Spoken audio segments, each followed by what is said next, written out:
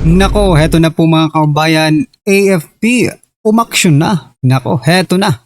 AFP Chief General Bronner, binasag na katahimikan, nagsalita na sa korupsyon, kaguluhan sa bansa.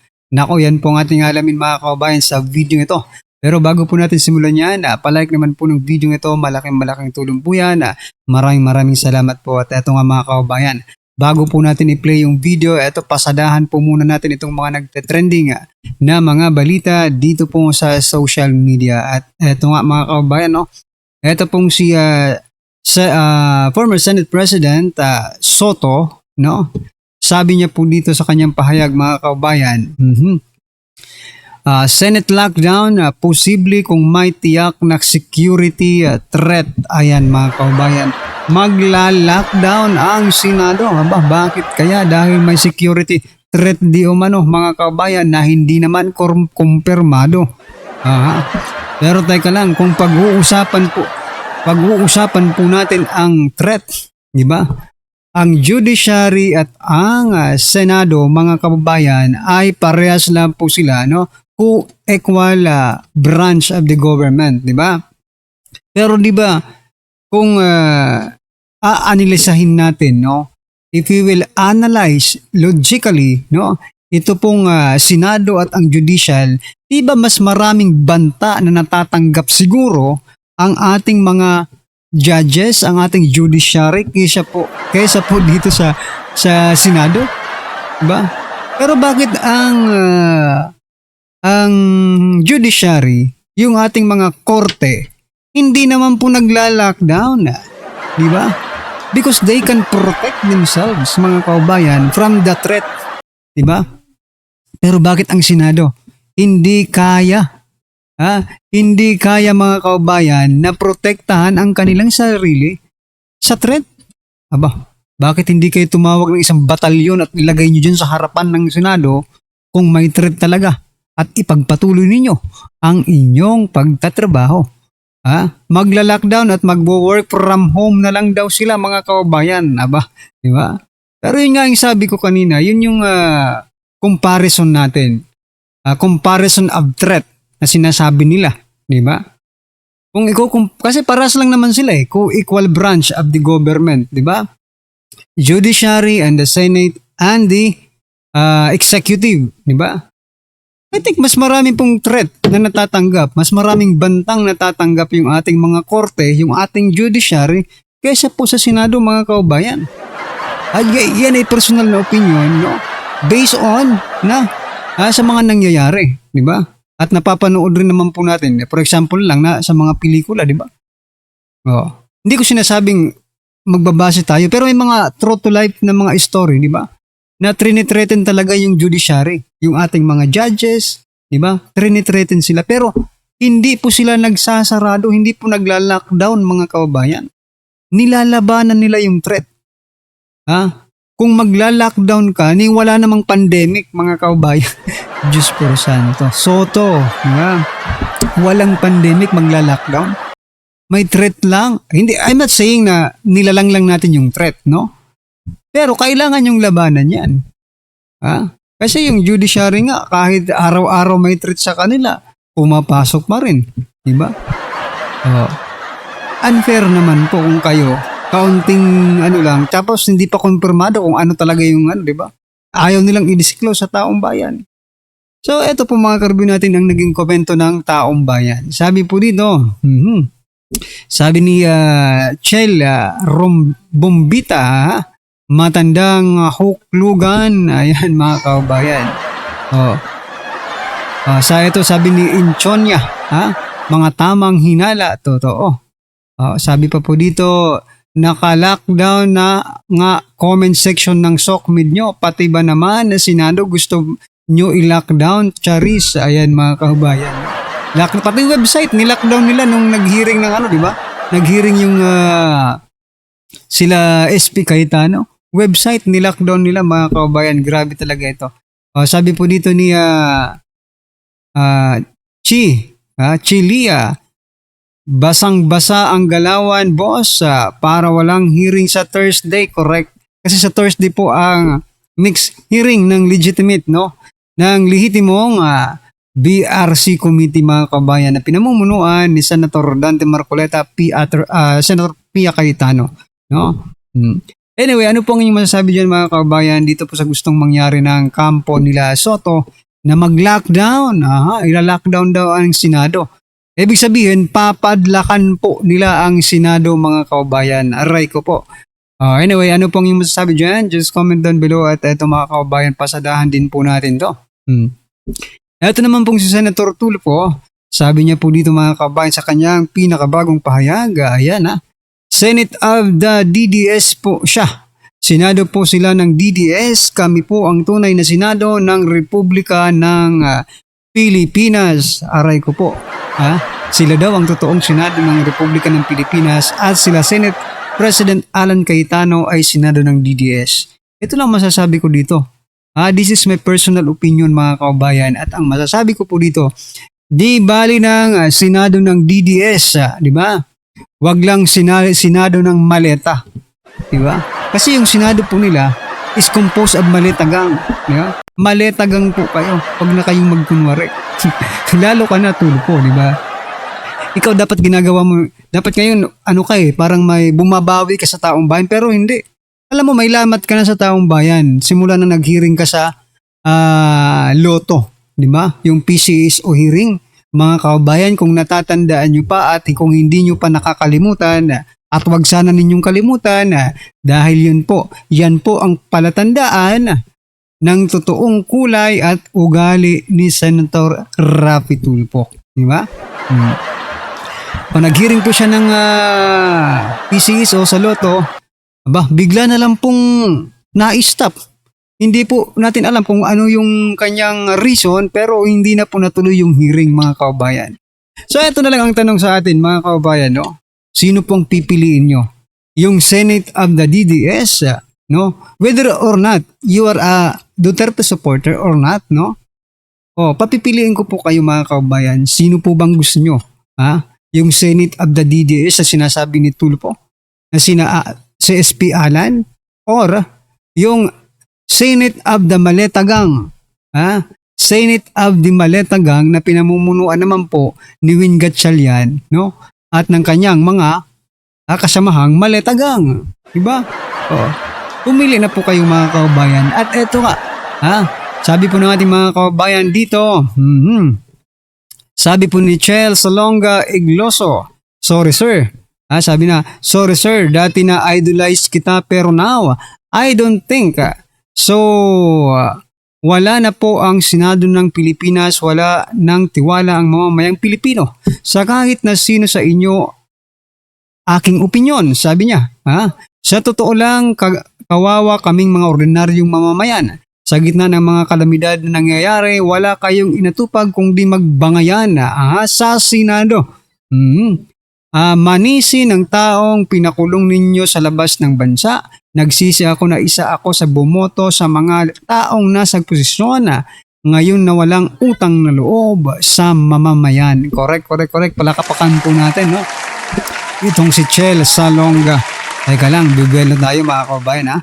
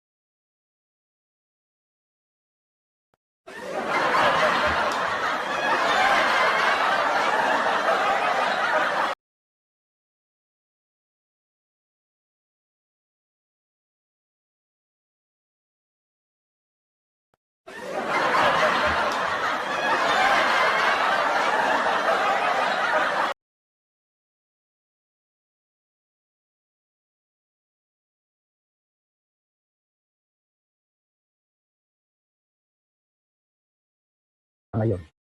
AFP Chief General Browner, hindi po kami bulag at tipi at alam namin ang nangyayari. Iginiit ni Armed Forces of the Philippines Chief of Staff General Romeo Browner Jr.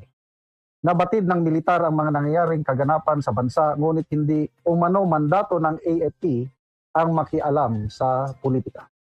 Ang pahayag ni Browner ay lumabas kasunod ng mga usapin tungkol sa umano'y kumakalat na impormasyon kaugnay ng pagkadismaya sa loob ng hanay ng militar at sa gitna ng mga kontrobersyang may kinalaman sa Senado.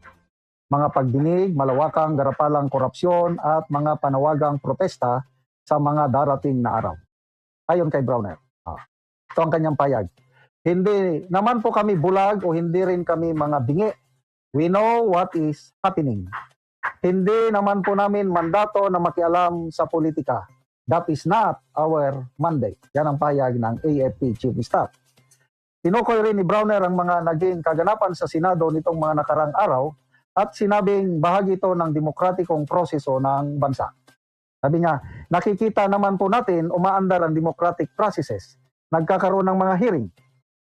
Nagpayag din siya ng pagkabahala sa paggamit umano ng kanyang larawan at ng imahe ng AFP sa panawagan para sa mga kilos protesta na nakatakda sa Hunyo 12. Sabi niya, nakakalungkot na pati yung picture ko ginagamit para manghikayat ng mga Pilipino na sumama sa mga rallies. Binigyan din ng AFP Chief na wala silang nakikitang banta mula mismo sa loob ng armed forces at nananatiling disiplinado at profesional ang mga sundalo. Sabi niya, Pero eto no mga kaubayan, bakit naman mahihiya si Browner mga kaubayan na ginagamit yung picture niya, no? Na pang-inganyo daw sa mga rallies na sumali. Unang-una mga kaubayan, ang serve and protect, no, the Filipino people, no, hindi po yung mga politiko, no, maging ano pa man ang kalalabasan mga kaubayan, ang armed forces ay dapat nasa panig po ng taong bayan, hindi po sa mga politiko, di ba? Ay nako. claim to be a united, disciplined, and professional force. Ang payag ni Browner ay kasunod ng mga naunang ulat at komento mula sa ilang opisyal tungkol sa umano'y tensyon at pagkadismaya sa ilang sektor ng militar. Gayunman, tiniyak ni AFP Chief na nananatiling matatag umano ang chain of command at patuloy aniyang ginagampanan ng militar ang mandato nitong protektahan ang bansa at ang konstitusyon. So yan, nagsalita na ang AFP Chief of Staff. Salamat naman at hindi sila bulag at tiki. Alam nila kung ano ang nangyayari. So ang tanong, alam nila yung korupsyon na nangyayari, for sure. Ang iba kasi, ang gusto ng iba, dahil may korupsyon, dapat kumilos na ang armed forces. Ganon ang tingin ng iba. Ang stand naman ng AP, kung makialam kami, example, may military intervention, katulad nung nangyari panahon ng Cory administration. Anong magiging resulta? Ako, nakaranas ako niyan. Sumama ako sa kudita. Siyam na kudita ang nangyari ng Cory administration. Anong nangyari? Bumagsak ang ating ekonomiya. Kawawa ang mga sundalo namin na nakulong. So, speaking from experience, hindi po maganda ang kudita. Kaya ako, patawarin niyo ako na hindi ako sumasang-ayon sa militar na makialam sa politika. Problemang political yan. Yes, may korupsyon na nangyayari. Kailan kung makialam pa ang militar, lalong mapapasama ang kalagayan ng ating bansa.